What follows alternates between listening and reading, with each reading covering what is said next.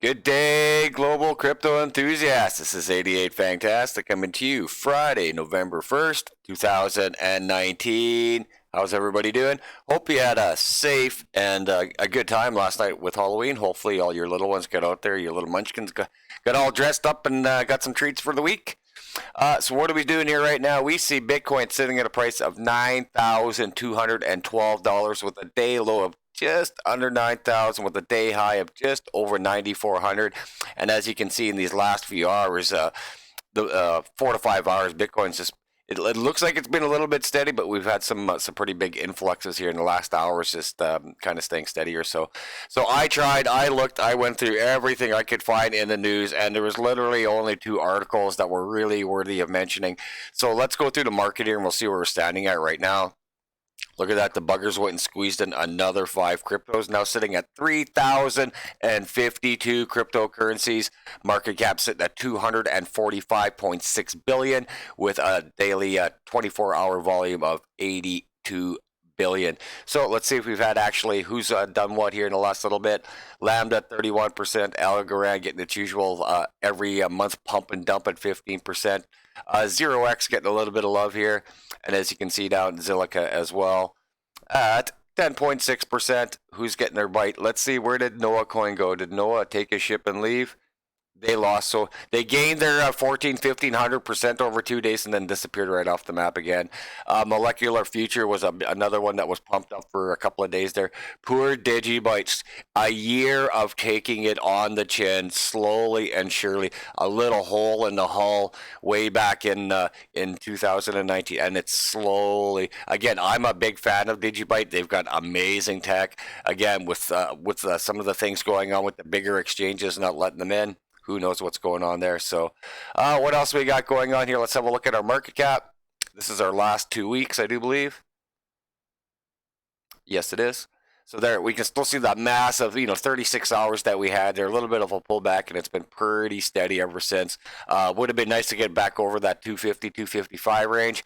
Was really hoping by now at November 1st we would have been well over that 400 billion mark. That's where I thought we'd be right now. So to be sitting at 245 is a little bit disappointing. So today we are over at newsbtc.com. We've got 2 articles for you guys. But what I thought was kind of funny is when you go on to the listing of the news for the last 24 hours, and as you scroll down here, so many price. Analyst says the price this. Market says don't miss this. What's happening in this market? Analyst, market guy. Everybody has a price prediction, from the chart guy to the media guy to everybody else, right? So this one here is really disappointing from the people over at BitMex themselves. Excuse me for a second here. Afternoon cigarette. And again, over at newsbt.com. Disgruntled crypto investors criticize BitMex as situation escalates. This couldn't be any more harebrained than as literally like what happened with Algorand. I think it was 2 weeks ago when the guy that runs the company had so much of the company on his phone and lost his information and lost millions of Algorand and now has to promise his customers a repayment. This one is just as stupid as that. And again, I don't know why trading with them is one thing, but why you would hold on some of these places is another thing. So this was just from a couple of minutes ago. Last night, crypto trading platform BitMex sent around a mass email to its users, but failed to hide the recipients of the email, exposing the email addresses of its entire user base. Okay, so we'll just go through a little bit more here. This one paragraph I want to read to you guys because this one absolutely makes me piss myself laugh. The platform's CEO, Arthur Hayes, squared off against widely respected economist Noel Dr. Doom Rubini in what was dubbed the Tangle in Taipei.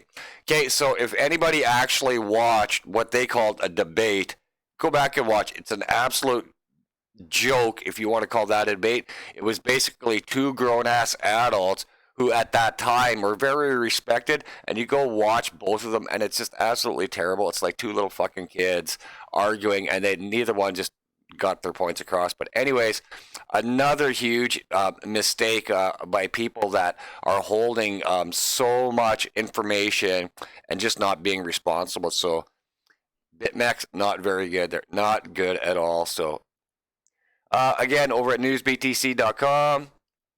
This one here. This is something now that we've talked about on this channel fairly regularly since January, and that's and that's why we believe in Bitcoin and cryptocurrencies, because countries need a way away from their governments. Bitcoin demand in economically volatile countries reaches records high. Nothing drives up demand for Bitcoin more than economic and political uncertainty. Well, maybe a large dose of China-initiated FOMO, but fundamentally, Bitcoin acts as a solid hedge against falling fiat and economic policy. This year has not been one to remember for a number of nations, and that has clearly been reflected in their demand for digital assets. So it goes on to talk about South America, Argentina, Venezuela, what's happening over in China as well. And it's got some really good stats here. Since 2013, volumes on Argentino peso, the Hong Kong dollar, and Venezuelan Bolivar Bitcoin pairs have exceeded 600 billion in total value. So the very last paragraph here is a really good one here. Something that I totally agree with and we've talked about forever. The pattern is clear. Economic and political turmoil leads to an increased demand in Bitcoin. With another global recession looming, it is unlikely that this demand will falter anytime soon, as most countries are added to that list. Again, something that, again, for a long-term investor like myself, that's what I've talked about on the channel. Right now, price doesn't really mean much to me. I fully expected a global recession with the U.S. dollar in the summer, literally coinciding the same time as the Bitcoin halving in May of June of next summer. So next 2020 is going to be such a bizarre year, not only obviously for the crypto market, which we're all interested in, but also the global economy with turmoil everywhere, countries struggling everywhere.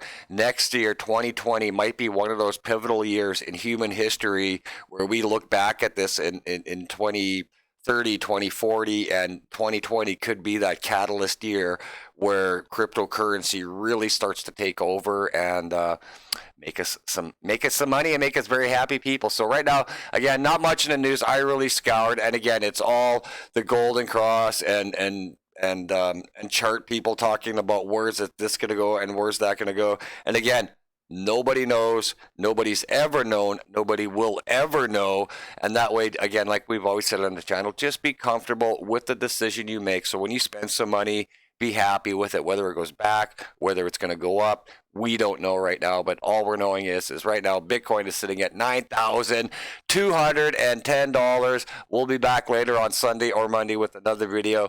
So make sure, hug the ones you love, get out there and enjoy this weekend. 88 Fantastic, showing you how to take a bite out of the cryptocurrency market. Take care, y'all.